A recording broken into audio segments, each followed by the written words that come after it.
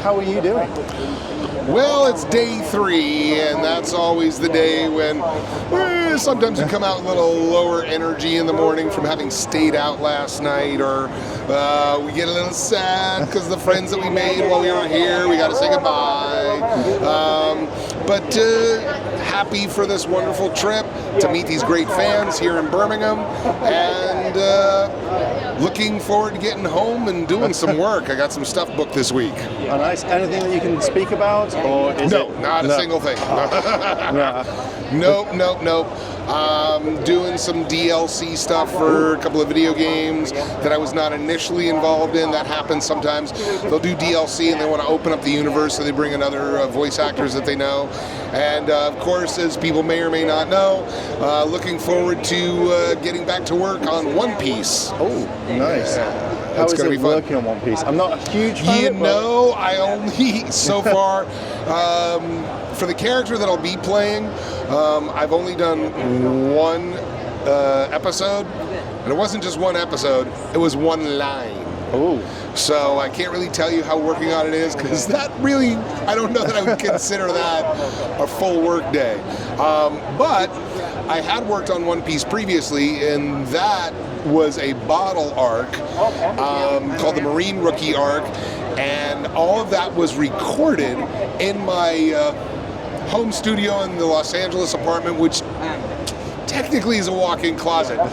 But the interesting thing about that is we actually recorded an episode which went to air with, I'm sorry, that wasn't, I was telling a story about Attack on Titan, which I both did in my closet. The Attack on Titan, I may as well finish the story. We did an episode that went to air on Attack on Titan while they were jackhammering the pool out of the courtyard of our apartment building. And nobody ever heard it on television. Really? So kudos to Mike, the director, and Jose, the engineer, because they kept the sound pristine. Yeah. Oh, wow. So with their sort of work, is it quite a fast turnaround, or is it like they'll take a little bit of time? No, with anime it tends to be really fast turnaround. Once they get it, write the script, they pretty much book the sessions, record it, and then polish it a little bit. Now, when I worked on Bleach: 1,000-Year Blood War, we were recording episodes, we were dubbing episodes sometimes that aired within the week. Oh, wow. Yeah, no, that turnaround can be really quick. Yeah, that's cool. So with like the progress of anime from now until like the very beginning, because it never used to be simulcast or multi-streaming, it was like record 24 episodes. How's it kind of like majorly changed? Is it more chaotic, or is it more kind of a little bit more relaxed? Honestly, I'm probably the wrong person to ask that. I'm a voice actor. I wait for the call. I get the call. I show up. I do my gig, and I leave. Now, I do have friends who have worked in production, direction, writing, translating every facet of anime other than drawing it, I guess, and they would know that a lot better. I'm just kind of the part-time worker that comes in and is happy to be a part of the team. So, you've been in a lot of anime from what I was reading. A few. You've also been in a lot of games like the Final Fantasy 13 series, Shenmue 3, right. B-Movie. That was classic. The B-Movie game. Yeah, the B-Movie game. I was going to say, how's the industry changed over the years since you started to roughly now? Well, I mean, when I started, it was, it was very small lines, very short lines, and a lot of stuff that I did on I want to say EverQuest, and the early days of World of Warcraft were things like literally buy my red vase, buy my blue vase, buy my yellow vase, and it was just to be able to put in different areas of the game. So there wasn't a lot of emotion, there wasn't a lot of conversation, and now that's, they basically emulate movies at this point. So you've also had quite a lot of roles in Power Rangers with Destructo, I got his name right, Diabolico, Gluto. Yeah. How did you find their voices? Was it something that they were just like, this is what the same way I voice anything else?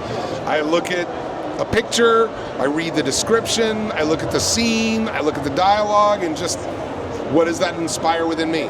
Yeah. You know, the who, what, when, where, why of it all, just like anything I ever did on stage. I rarely ever did anything on stage where the character had my audio voice, you know, my heart's voice, yes, my voice, yes, but not what you would hear. Yeah.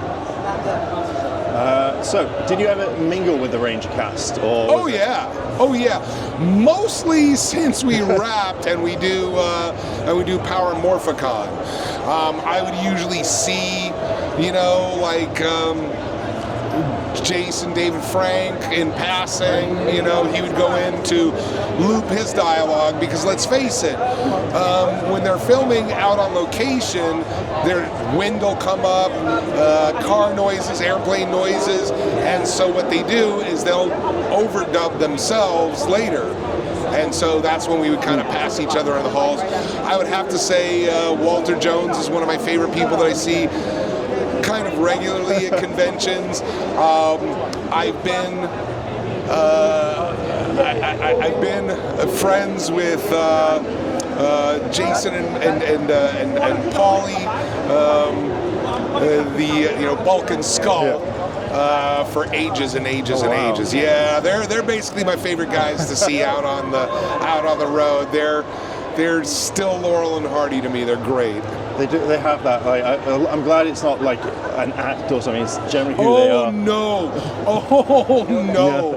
Bulk and Skull were like amplifications of who they really are.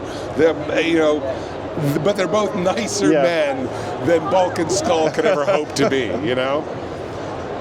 So apparently, a birdie told me from Power MorphCon 1, there was a Diabolico toy. Do you have it? Or have you ever seen it? Or? Oh no, I have the Diabolico and it's still on the card. Yeah. It's still on the card. Now we made probably one of my favorite promos. We made 2 promos for early Power Morphicons, and one was essentially me going over to Bruno's house, Bruno being a creator, an early Power Rangers creator on YouTube. And he said to me, all right, this is the scene, this is what we're going to do. Now all you have to do is just take Diabolico out of the box. And it's like, I kind of went, wait, what? No. And that was essentially the whole promo. And then the second promo was going over to his house and setting Diabolico down. Oh, no. It was, somebody had just given me a small Batman, like Playmobil figurine, and a small Bane figurine, and I basically put them down next to each other, and Hawkmon, a character I played on Digimon, we put him down there, and Hawkmon just kept talking, and so Bane and Batman were going to team up to defeat him, and then Diabolico showed. I don't even remember, but the 4 of them were in it. And Bruno did some great video work to really make it flow. So if you've never seen them, check out the promos that I was in for Power Morphicon. I still think they're fun. I think I've seen them. I know Bruno, so I think I've seen them around the very first one. Right. Yeah. So, with the amount of video games that you're in, that you voice, do you play a lot of games, or is it? I do not. I am terrible at video games. Once we got the second joystick on there, I got lost. Really? I got lost. I used to play Star Wars Battlegrounds. I used to watch my brother play StarCraft long before I was even involved in StarCraft 2, you know? That's cool. So, is when I've got all these questions. Okay, so I'm going to go with one last question. Thank you. Okay, so I'm quite curious with the voice of Optimus Prime. I would not be able to tell the difference between yourself as well as Peter. Did you have any kind of type of training? Or No. That was literally, I heard Peter's voice in the back of my head and asked if I could audition for it. The casting director, Jamie Simone from Studiopolis, said, nah, we got enough. And then the producers basically heard my audition for another character and said, he sounds like Optimus Prime. So they decided to just cast me, put me on the pilot, and if it worked, they were going to keep me. So I guess it worked. But You know, these days there's 1983 Optimus Prime or 2020 Optimus Prime. They sound a little bit different because obviously Peter's lived a much longer life, you know, in between that. So, and here's a little something for you. For a little while, if you went to Universal Studios Hollywood and you went down to meet Optimus Prime, there was a few days there that if you talked to Optimus Prime, you didn't just have a part-time guy saying hello to you, you actually had a one-time voice of Optimus Prime greeting you.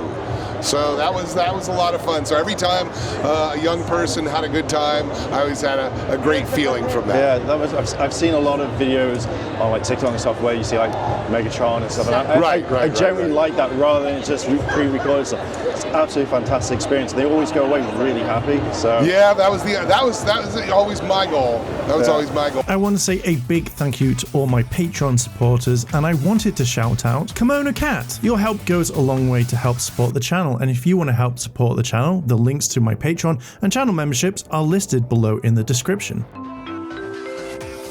あらあら、チャンネルをサポートしてくれてありがとうございます。チャンネル登録、高評価お願いします。以下のリンクから商品を入手することができます。